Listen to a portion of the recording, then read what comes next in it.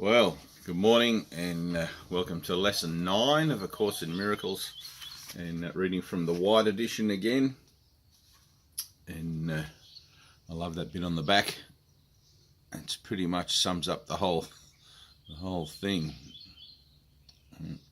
So if you're wondering what's going on in your life, that's going on.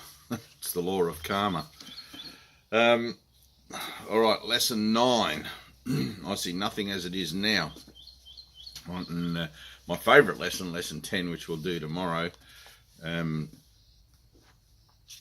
This one, lesson 9, is one that you do with the eyes open. Then lesson 10 is back to your thoughts again. So we'll go through it and then do the little application period as we did with the other lessons.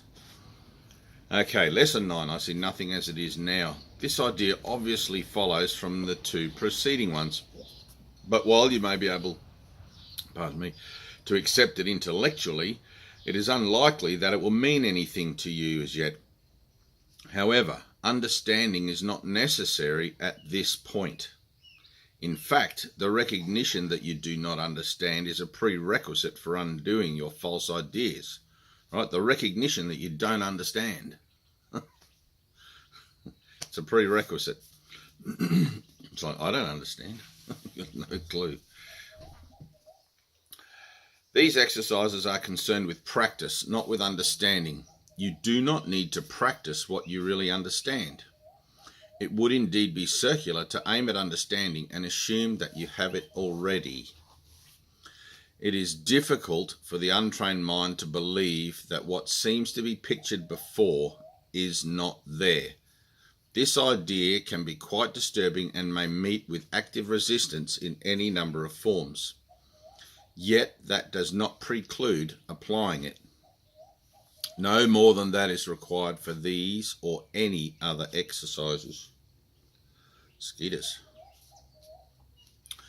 Each little step will clear a little of the darkness away, and understanding will finally come to lighten every corner of the mind which has been cleared of the debris that darkens it. These exercises, for which 3 or 4 practice periods are sufficient, involve looking about you and applying the idea for the day to whatever you see, remembering the need for its indiscriminate application and the essential rule of excluding nothing. It is emphasized again that while complete inclusion should not be attempted, specific exclusion must be avoided. Be sure you are honest in making this distinction. You may be tempted to obscure it. For example, I do not see this typewriter as it is now. I do not see this key as it is now. I do not see this telephone as it is now. Begin with the things that are nearest you and then extend the range. I do not see that coat rack as it is now. I do not see that face as it is now. I do not see that door as it is now. And 3 or 4 times during the day. It's pretty simple, just for about a minute or so. And there's something here, I get this all the time, hang on. It would indeed be circular to aim at understanding and assume that you have it already. Right, now that line undoes confusion that a lot of people in the spiritual community have. Right, so I get this all the time as people say, oh, well, you're already perfect. You don't need anything. You don't need to do lessons. You don't need anything. You know, you're perfect. Just live from that perfection. Right? So it would indeed be circular to aim at understanding and assume that you have it already. Understanding is a posture wherein you stand under God. Understanding, right? That's a true thing. It's in the Course. So, and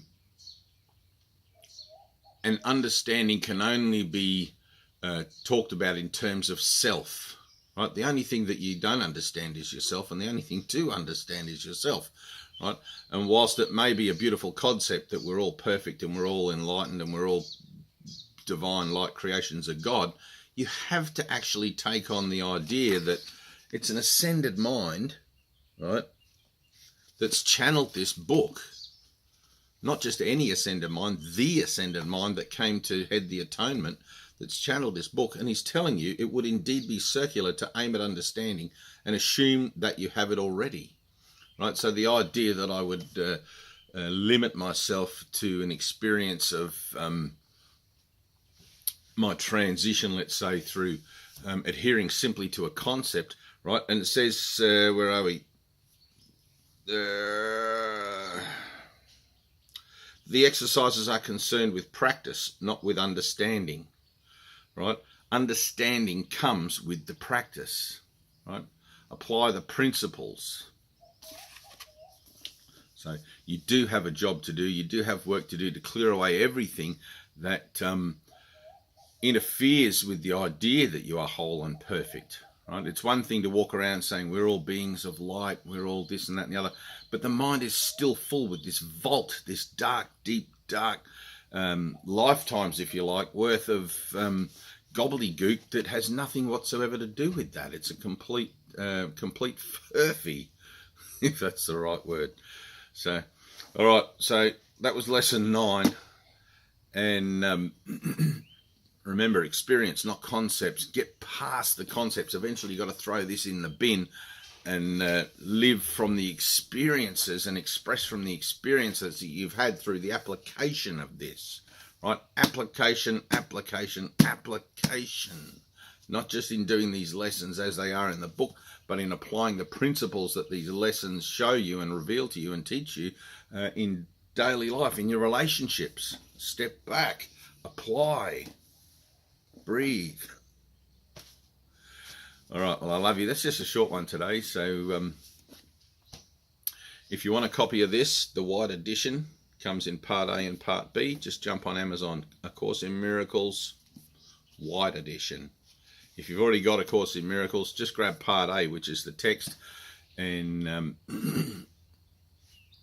it has all the differences. The workbook, and it's Rigididge. Somebody wrote to me and said, is that the Rigididge one, or is that just somebody else's rendering of A Course in Miracles? It's like, no, this is the actual Course in Miracles, which has been, again, redirected for this edition from the Sparkly book, right, which came from the text. So, all right. Well, I love you. Have a great day. Application, application, application.